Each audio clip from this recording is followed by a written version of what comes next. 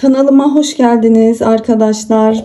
Bugün sizinle çanta omuz askısı çalışacağız. Ben bunu bir çantam için çalıştım. Yalnız siz farklı çantaları da çalışabilirsiniz diye ayrıca askı videosunu da ayrı olarak yüklemek istedim. Benim şu an çalıştığım çanta bu. Bunun videosu da yakında yüklenecek. Ama dediğim gibi bütün omuz çantalarına uyarlanabilecek bir askı olduğu için şu şekilde göstereyim. Bunun yapını ayrıca paylaşmak istedim ki siz de çantalarınıza güzel askılar yapabilin diye. Dediğim gibi 70 santim uzunluğunda bir askı bu. Omuz askısı. Ben de bunu ilk kez çalıştım. Gayet de güzel oldu. Bakın. Çok da şık bir omuz askısı bence. Şimdi isterseniz yapımına geçelim.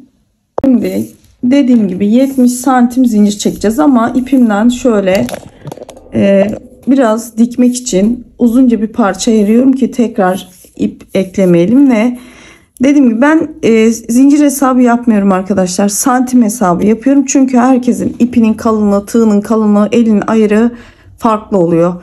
Dediğim gibi 70 santim zincir çekeceğim. İlk sıra bu sık iğne yapacağım. Aynı bakın şurası. Şöyle ben dikdörtgen taban gibi yaptım bu çantanın sapını.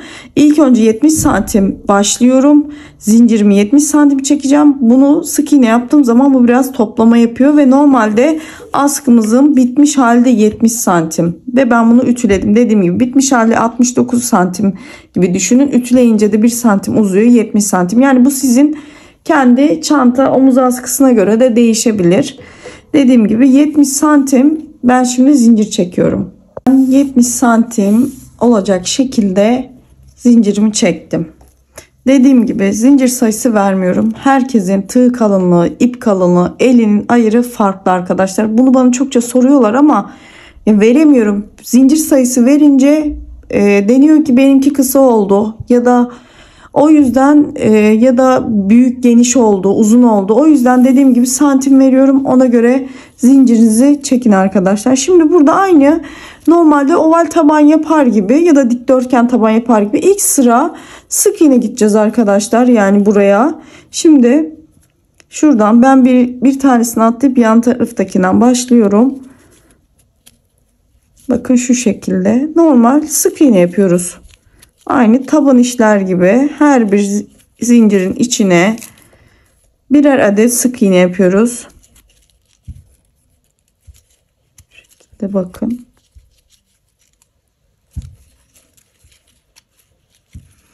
Zincirin sonuna kadar burayı yapıp gelelim.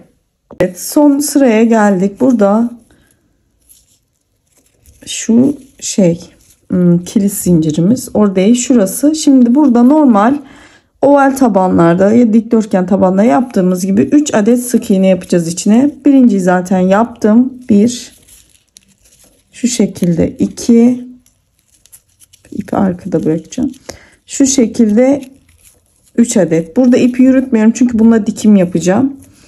Sonra aynı şekilde aynı tabanda yapar gibi her sık iğnenin karşısına bakın şu şekilde bir adet sık iğne yapıyoruz. Aynı şekilde bunu devam ettiriyoruz.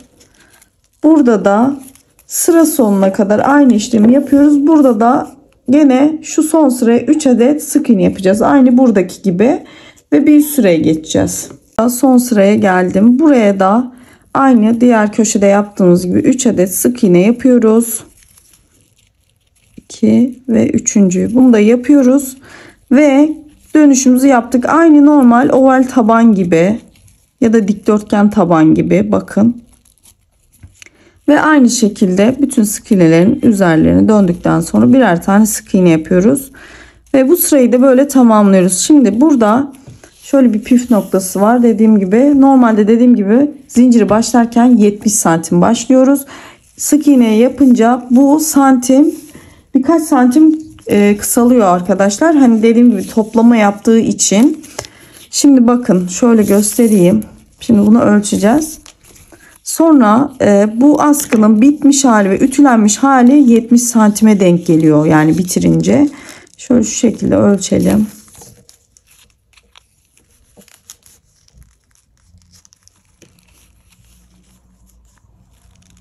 Bakın 67,5-68 santime düştü ve ilk sıra sık iğne elimizde yaptık. Şimdi bir sıra daha sık iğne yapacağız ve toplamda 69 santim falan denk geliyor ve ütü yapınca da 1 santim kadar da orada uzuyor.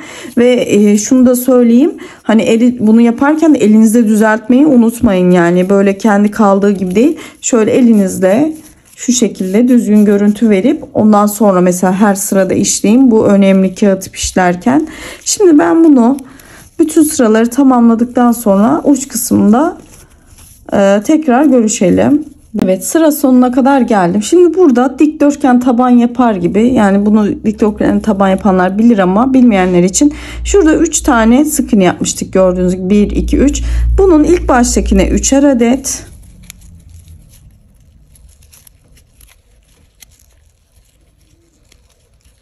sık iğne yapıyoruz.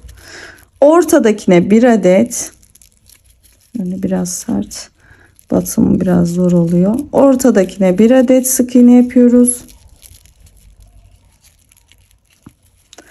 Ve bu köşedekine de 3 adet sık iğne yapıyoruz ve dikdörtgen taban aslında başlangıcı bu şekilde oluyor. Ben de o kenarlarına böyle oval bir görüntü değil de küt bir görüntü istediğim için burayı dikdörtgen şeklinde yapmak istedim. Aynı şekilde geri kalan sık iğnelere birer tane dönüş yaptıktan sonra sık iğne yapıyoruz.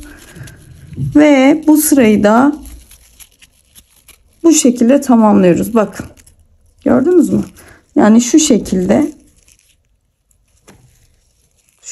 bir görüntüsü oluyor. Burayı da aynı şekilde geliyoruz ve aynı şekilde bu uçta şurada gördüğünüz 1 2 3 tane sık iğne var. İlkine 3'er tane, ortadakine 1 tane, kenardakine 3'er tane yapıp bu köşeyi dönüşte tamamlıyoruz ve buraya da tekrar sık iğne gidiyoruz arkadaşlar.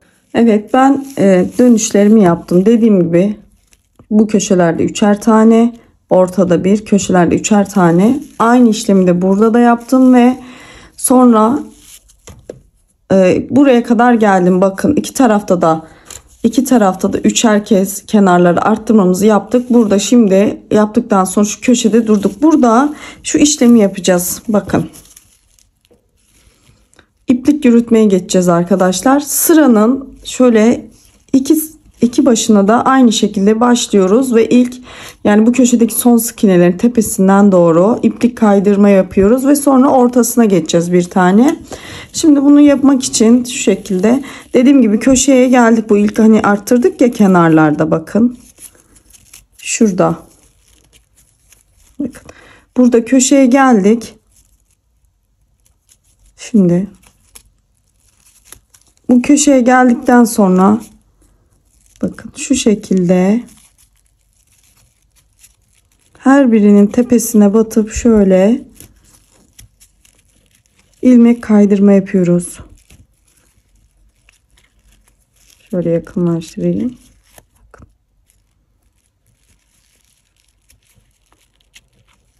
Şöyle hem daha düzgün bir görüntü oluyor, hem de çantanızın askısı gevşememiş olur arkadaşlar kullanırken. Normalde hani kağıt ip sonuçta bir esneme payı oluyor. Hani onu engellemek için hem kenarların daha düzgün görünmesi hem de o esnemeyi engellemek için yapılıyor bu işlem. Ben öyle yapıyorum daha doğrusu.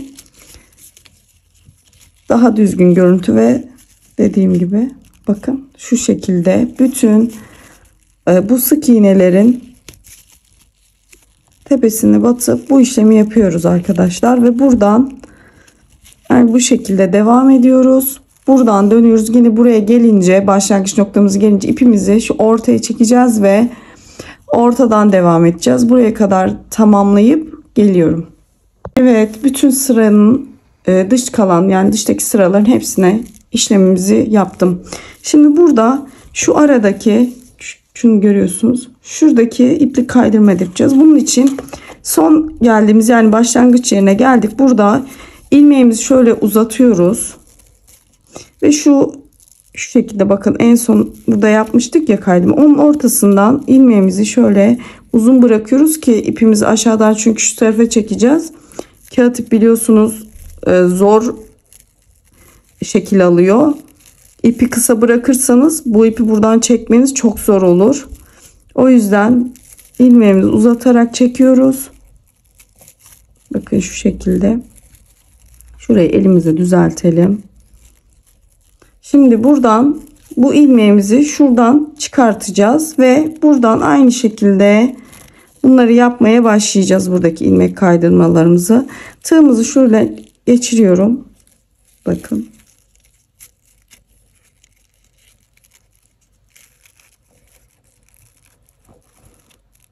Gördüğünüz gibi şuradan çıkartıyorum ve aynı şekilde ilmek kaydırmalarıma başlıyorum.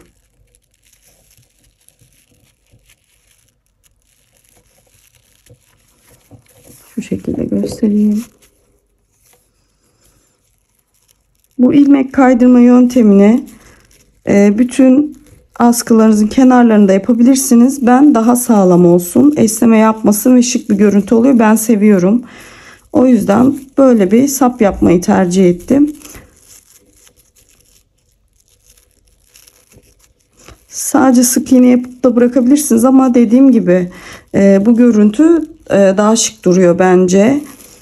Aynı bu şekilde bakın böyle şuradan ortasından doğru bakın iplik yürütme işlemimizi yapıyoruz. Ondan sonra bunu bitirince askımızı ütüleyeceğiz arkadaşlar ve ikisi bakın bu şekilde aynı bu şekilde bunu bütün askımızın orta kısmına geliyoruz. Burada da ipimizi içeri alıp kesiyoruz arkadaşlar. Askımız bitmiş olacak ve sonra ütü yapacağız. Askımız tamamlanmış olacak. Evet, sonuna kadar geldim. Burada da ipliğimi şu şekilde bakın arkadan geri alacağım ve işlem tamamlanmış olacak. Geri aldıktan sonra şurada bakın şöyle ilmeğimi geri aldım. Şimdi bunu burada şu şekilde kilitleyeceğim ve burada ipi diğer başta bıraktığım gibi uzunca bir şekilde bırakıp buradan keseceğim ve dikerken bu ipi kullanacağım. Sonra ütü yapacağım ve tekrar son görünümünü size göstereceğim. Evet arkadaşlar, ben askılarımı bitirdim. Ütüledim. Ütümü de yaptım. Tamam. Şöyle bir ölçelim tekrar, bakın. Şöyle ikisi de aynı boyda oldu. Şöyle ölçelim ama dediğim gibi bu opsiyoneldir. Yani istediğiniz uzunlukta çalışabilirsiniz. Kol boyunuza göre 70 santim arkadaşlar. Şimdi bunu çantamıza monte edeceğiz. Şu şekilde çantamı şöyle aldım ben. Göz kararı bir hizalama yapacağım. Hizalama yaptıktan sonra çantama dikeceğim bunları. Şimdi şu şekilde bakın.